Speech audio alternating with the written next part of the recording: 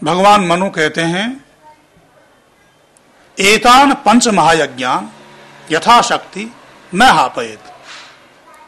ये जो 5 महायज्ञ हैं, इनको कभी भी छोड़ना नहीं चाहिए।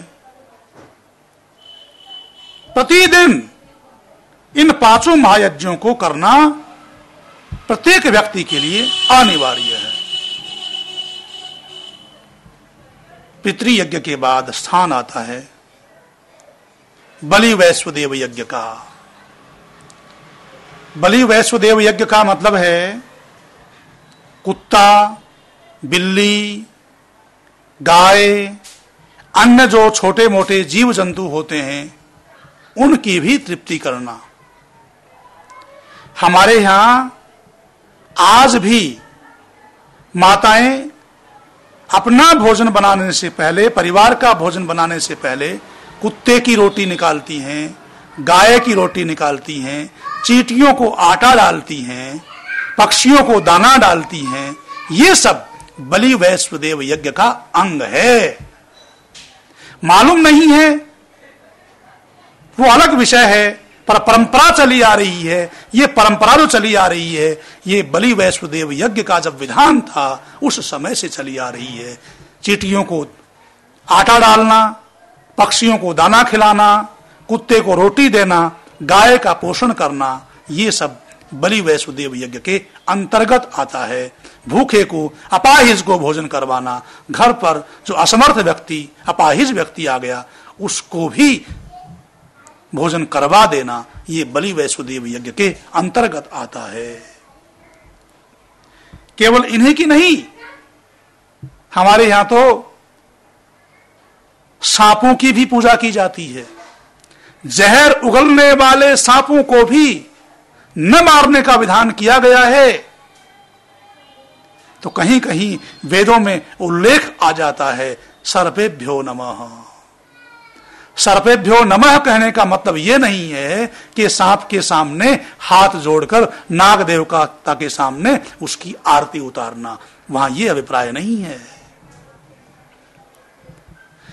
ये जितने भी जहरीले जंतु हैं, विषैले जंतु हैं, ये पर्यावरण के जहर को सोखते रहते हैं, पर्यावरण के जहर को समाप्त करते रहते हैं।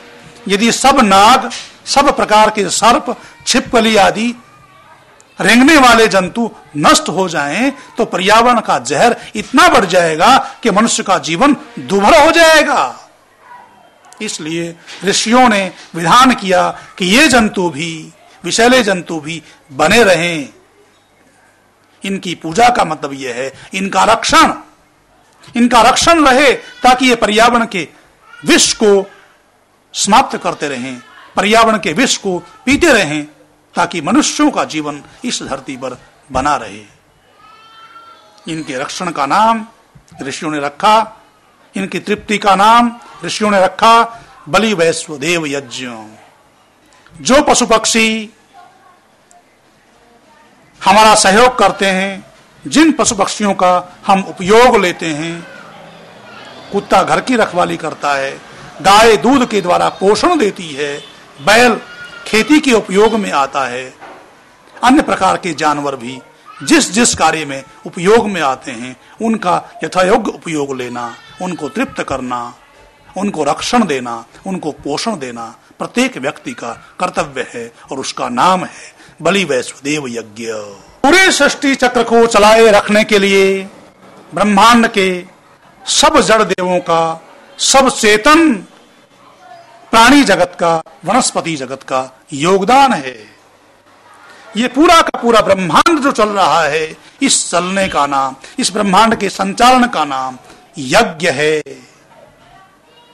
जैसे परमपिता परमेश्वर ब्रह्मांड का संचालन करते हुए यज्ञ करते हैं, ठीक उसी प्रकार उसका सखा मनुष्य भी, जीवात्मा भी उस यज्ञ में सहयोग करे।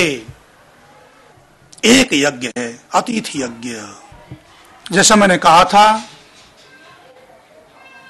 यत्र तत्र सर्वत्र समाज के, परिवारों के उपदेश की भावना से, सदुपदेश करने की भावना से भ्रमण कर रहे विद्वानों का नाम अतिथि है। अतिथियों को तृप्ति देना, अतिथि का सत्कार करना, अतिथि से उपदेश ग्रहण करना, उसका नाम होता है अतिथि यज्ञ। तो इन पंच महायज्ञों के द्वारा सभी देवों की पूजा हो जाती है। देखो, विचार करो, किसी साहूकार से आपने ऋण लिया, उस ऋण को आप समय पर न उतारें तो वो साहूकार बार बार आपसे कहेगा, फिर भी आप कहने से नहीं उतारें, वो आपको डिस्टर्ब करेगा, आप पर मुकदमा करेगा, आप दुखी हो जाएंगे। मतलब यह हुआ कि आपने ऋण यदि लिया है तो वो ऋण उतारना चाहिए।